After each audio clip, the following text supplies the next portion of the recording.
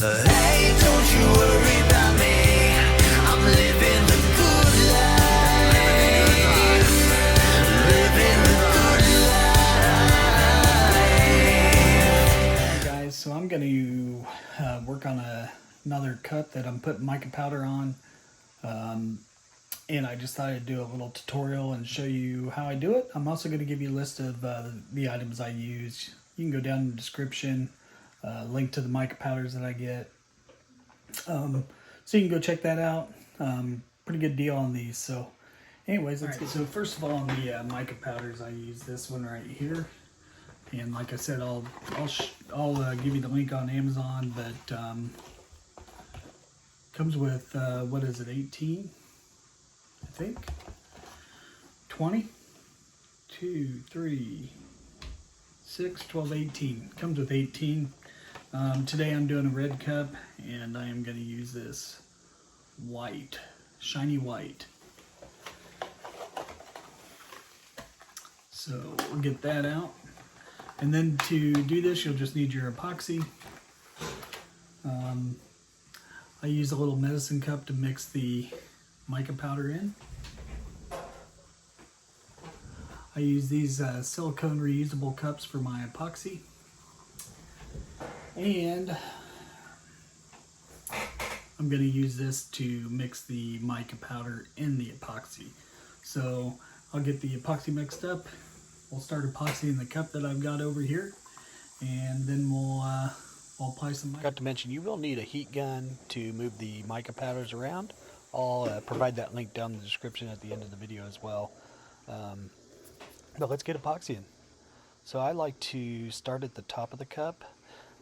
You can start at the bottom, wherever you want, but I like to start at the top, and I just pour it on a little bit and let it go around.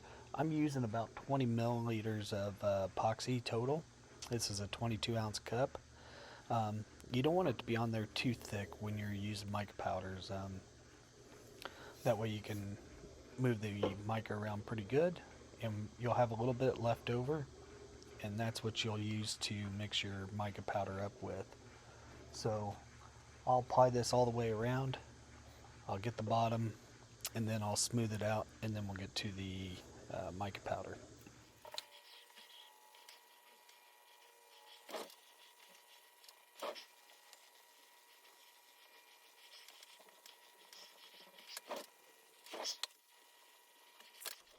Alright, now that we're done with that, I'll take off my glove. I'll go ahead and grab my little medicine cup here and my mica powder. And I'll pour a little bit of resin in there. It's maybe, I don't know, 5-10 mils. Probably 5 mil of epoxy. And then just a little bit. You can add more if you need it. And then I don't have any kind of measuring technique with this. I just take my popsicle stick, and I go in there and just grab a little bit of the mica powder and put it in the epoxy. I felt like I needed a little more, so I didn't want too much. So I'm going to add a little bit more here. There's no rhyme or reason that I found. Just how thick you want it when putting it on there. So once I add the powder in, I'll just stir it up. Get it good mixed. You want to make sure it's good mixed. I'll try to show you, but it's kind of hard to tilt the cup and in the camera there. But just mix it up real good. You want a good, clean color in it. Doesn't take a whole lot here. Yeah, it's kind of hard to see. But anyways, now we're just going to take it and drizzle it onto the cup.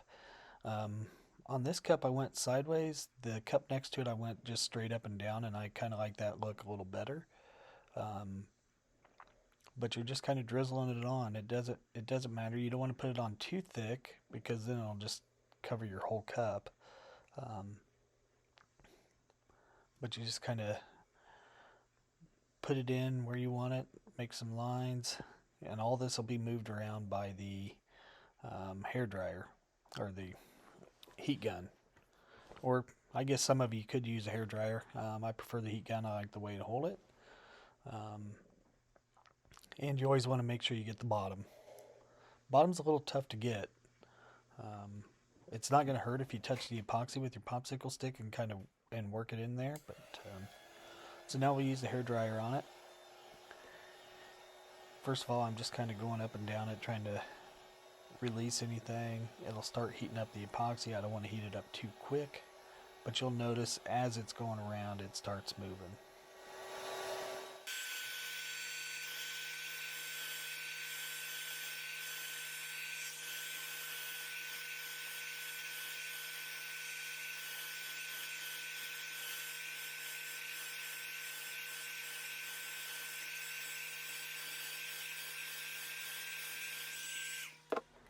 Alright, so now we're going to add a little bit more mica powder to it, just to some of the areas that doesn't have very much to it. Now as this cup turns, the mica powder will spread a little more during its turning, but I'm going to put a little bit more in. I just want to get a little more coverage, and then I will hit it with the heat gun again.